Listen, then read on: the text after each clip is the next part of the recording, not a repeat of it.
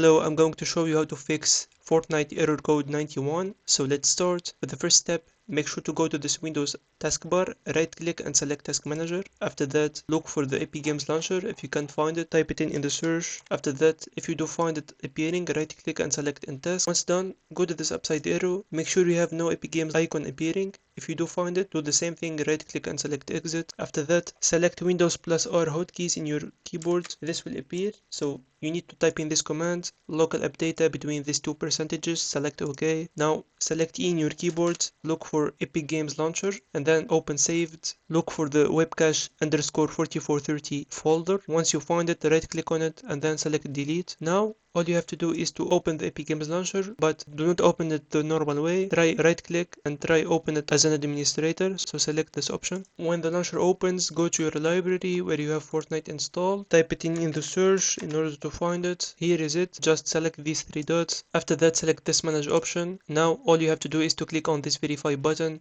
That way any corrupted or missing file that is responsible for this code error will be automatically fixed. And that's it. If you do find it helpful, subscribe and like the video and see you on the next one.